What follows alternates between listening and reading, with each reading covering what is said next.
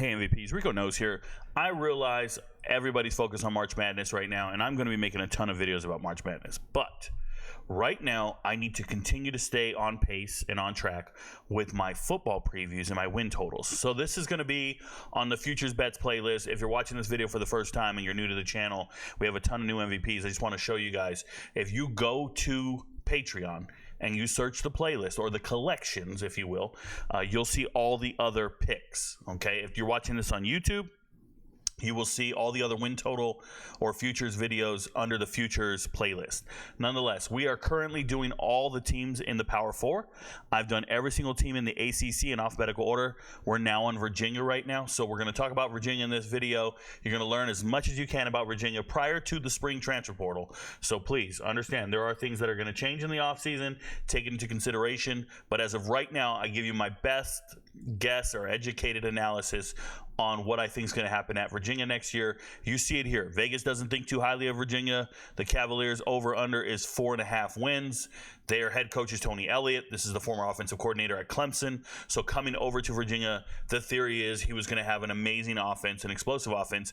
And I see it in spurts at times, but he hasn't put it all together. So now let's go look at the team last year. You see it here, 2023. Pretty terrible year.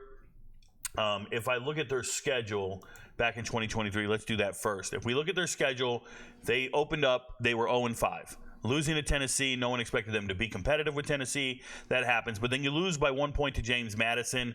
Predicted this was going to happen, told the world this was going to happen, and it happened. Okay. Turned out JMU was a really good football team. Going to Maryland, getting blown out, no excuse for that. NC State's defense was stout, still couldn't find a way to win. And then losing to Boston College in embarrassing fashion, 27-24, when everybody thought maybe you should beat Boston College, but at that point we couldn't go there.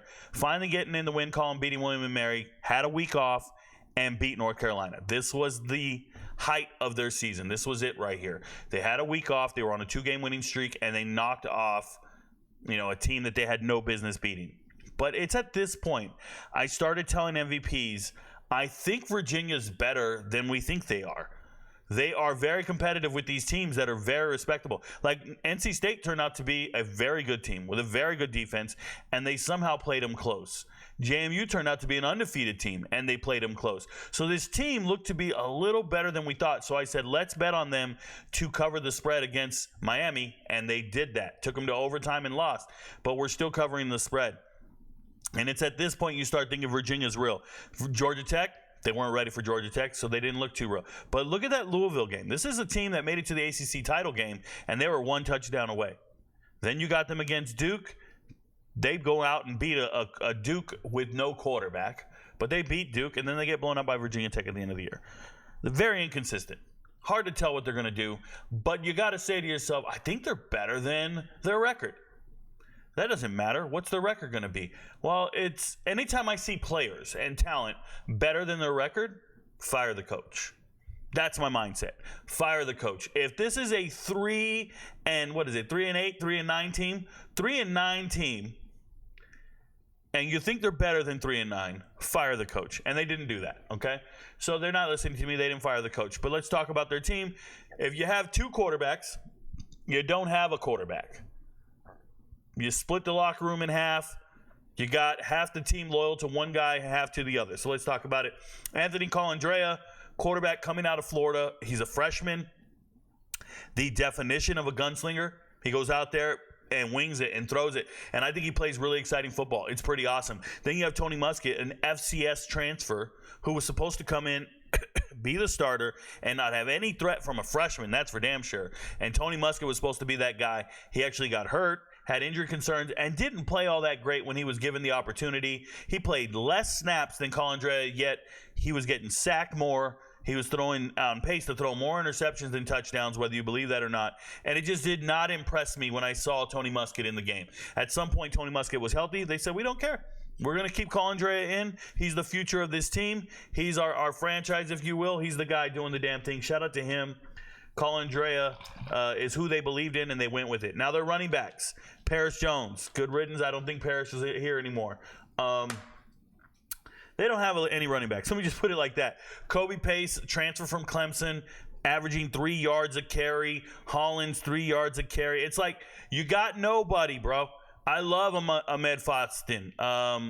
Foston, one of the greatest Georgia high school running backs you'll ever see in your life. I believe he broke Herschel Walker's high school record, if I remember correctly. He's actually transferring to Hampton. I hope he gets back on track, but he did not have a good collegiate career up until this point. It might be injuries, it might be what, but this is one of the best dudes in the history of high school football.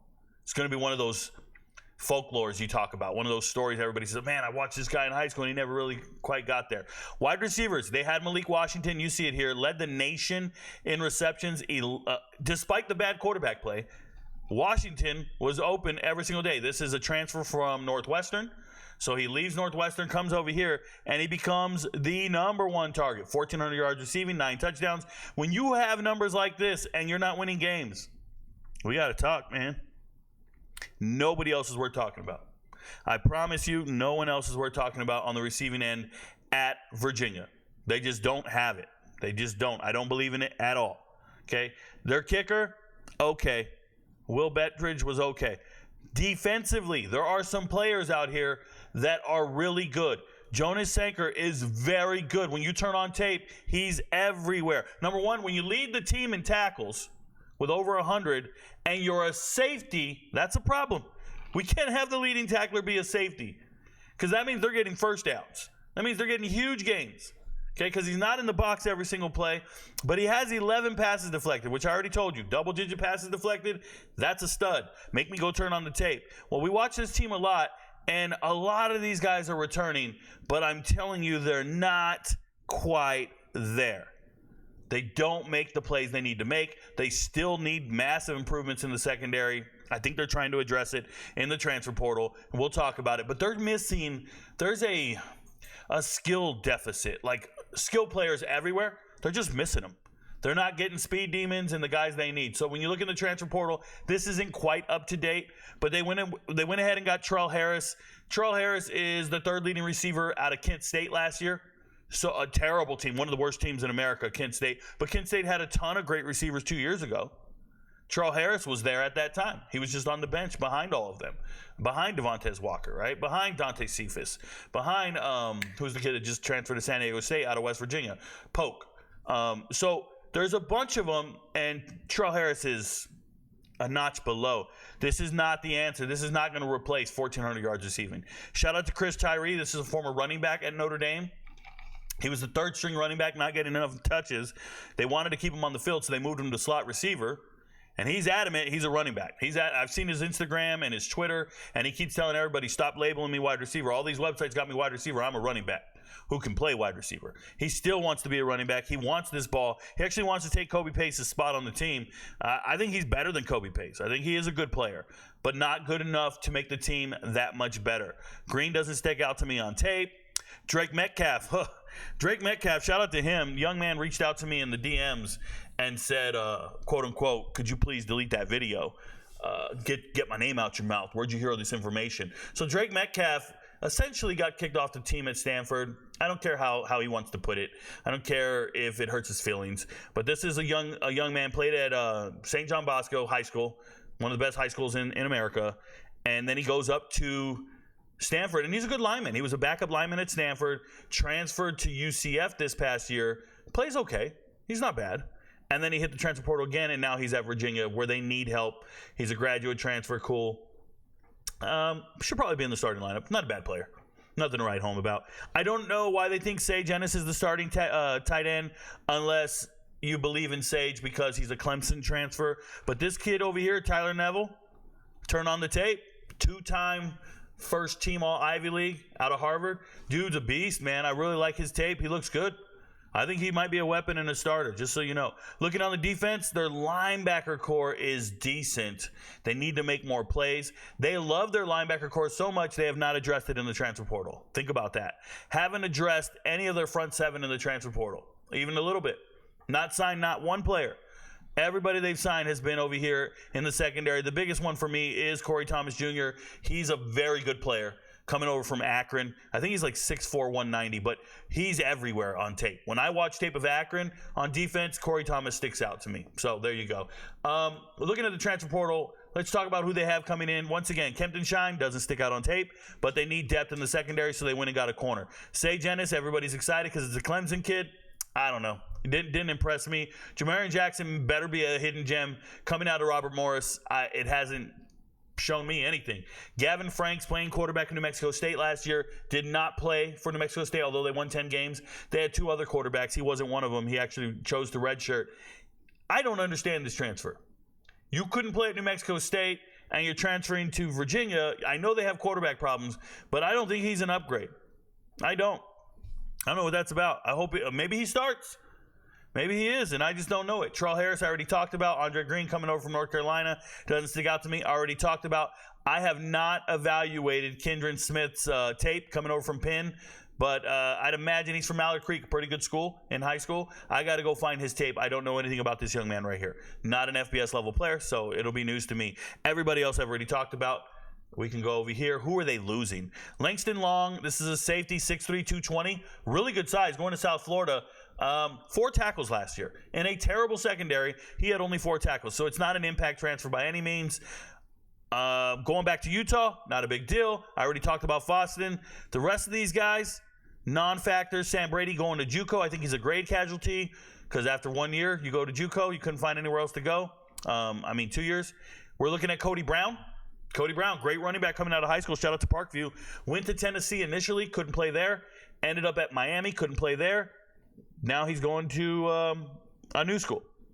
Congratulations, Cody Brown. College career never really panned out. I don't know. And I want to tell you, it's one of those recruits that Pruitt signed. I don't know if he got paid or not. I'll leave it that alone.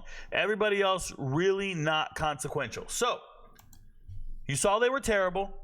I haven't seen a huge upgrade in skill position players. I haven't seen a huge upgrade at the quarterback position. I don't see a big improvement from Virginia this year. I really don't. So when I go look at their schedule, I see Virginia beating Richmond, beating Wake Forest. I don't see them beating Maryland. I got them beating Coastal Carolina. They're 3-1.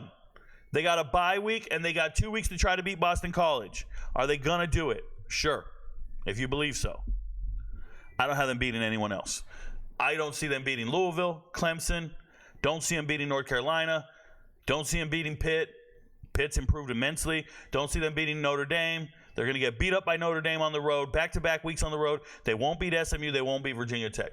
I have them winning at most 4 games. At most 4 games.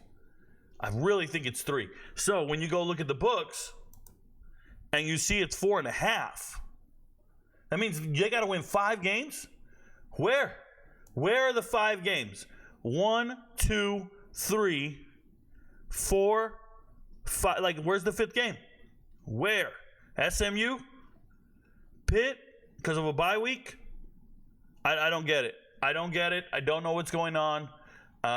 If you think they're winning 5 games, you're better than me. I got them on the under 4.5 at -110, and I feel pretty good about it. It's a lock. It's on my chart. Let me show you guys the win-loss chart here. If you guys don't know the color scheme, I'll break it down for you, and we'll try to make it as big as possible. So this chart, I posted on the Discord server as often as possible. If you go look around on the Discord server, you look to my weekly locks page, you'll see a full page of this, and I go back and repost it on Patreon all the time. But this week, this chart, you look down here, Virginia, it's a lock. I got them under 4.5 wins. The same with Syracuse.